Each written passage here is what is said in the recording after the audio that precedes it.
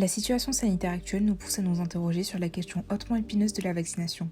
Il s'agit d'un sujet qui a toujours donné lieu à de nombreux fantasmes, mais qui prend une dimension particulière au vu des enjeux actuels autour de l'épidémie. Une quantité phénoménale d'informations circule un peu partout. Cette surabondance d'infos déferle sur le public sans que l'on puisse prendre le recul nécessaire pour en faire l'analyse. Il devient de plus en plus difficile de se forger une opinion éclairée à partir de sources sûres et vérifiées. Nous avons eu la volonté de travailler sur ce problème de santé publique. Nous nous posons donc plusieurs questions. Quels sont les freins à la vaccination et pourquoi la couverture vaccinale est-elle si importante et nécessaire ? On entend souvent des phrases comme « les Français sont contre la vaccination ». En effet, selon une enquête réalisée par Ipsos en décembre 2020, seuls 40% des Français sont prêts à se faire vacciner contre la Covid-19. De plus, il y a une forte montée en puissance des discours anti-vaccins. Nous avons donc réalisé un sondage dans notre lycée pour en savoir plus. Les questions ont été reparties entre 57 élèves entre 15 et 18 ans. De façon générale, êtes-vous pour ou contre la vaccination ? Pour cette question, un peu plus de la moitié se considère pour, mais en 30% des élèves doutent de leur réponse. Si on le propose, comptez-vous vous faire vacciner contre la Covid-19 ? Les résultats de cette question posent une incohérence. En effet, presque la moitié des élèves ont répondu non. Si tant de personnes sont pour la vaccination, pourquoi elles ne veulent pas se faire vacciner elles-mêmes ? Nous allons répondre aux arguments avancés par les élèves. Je ne connais pas le contenu du vaccin, j'ai peur des effets secondaires. Le contenu des vaccins et les possibles effets secondaires font peur. Cette méfiance est le lien avec les différents scandales de santé publique des dernières décennies. Ces arguments s'essuient par la méconnaissance à propos de la vaccination. En effet, l'agent infecté est soit atténué, soit inactivé, dans tous les cas inoffensif. Sans nous rendre malades, notre organisme produit un mécanisme de défense qui met en mémoire et qui reproduira s'il est de nouveau confronté à l'agent pathogène. Voici ce que contient un vaccin. Il est vrai que par le passé, certains adjuvants ont posé problème. Le vaccin peut également provoquer des effets secondaires sans gravité et transitoires dus à la réaction inflammatoire déclenchée par le principe actif du vaccin. Le vaccin a été réalisé trop rapidement, nous n'avons pas eu assez de recul sur le vaccin ARN. De très nombreuses personnes ont également des doutes sur le vaccin de par sa création et sa commercialisation rapide. Les recherches sur les vaccins ARN ont démarré dans les années 90. Ces derniers nous injectent un plan de programmation du protéine SARS-CoV-2, la protéine Spike, qui permet au virus de s'accrocher à nos cellules. Ce fragment en ARN ne rentre pas dans le noyau de nos cellules et ne modifie pas notre patrimoine génétique.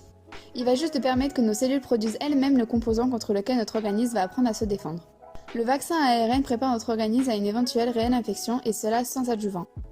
Je n'ai pas besoin de me faire vacciner si toutes les personnes à risque le font.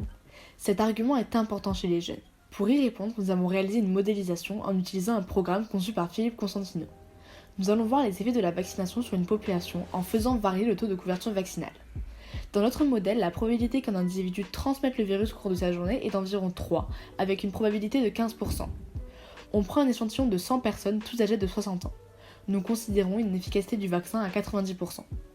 On expose donc 10 personnes aléatoirement à cet agent pathogène. On démarre ensuite la propagation du virus, c'est-à-dire que les 10 personnes contaminées vont à leur tour répandre l'agent pathogène dans la population. Lors de notre premier essai, personne n'est vacciné. Puis, nous faisons augmenter le taux de couverture vaccinale. Dans une population absolument pas vaccinée et exposée à un agent pathogène, 93% ont été contaminés et 3% sont morts de la maladie. Au contraire, pour un taux très haut, égal à 95%, il n'y a aucun décès et seulement 3% de contaminés. On peut se rendre compte qu'une population non vaccinée comporte beaucoup plus de décès de contaminés qu'une population vaccinée.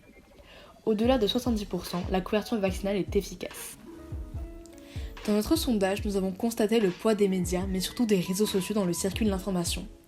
Les réseaux sociaux participent à véhiculer ce sentiment de méfiance.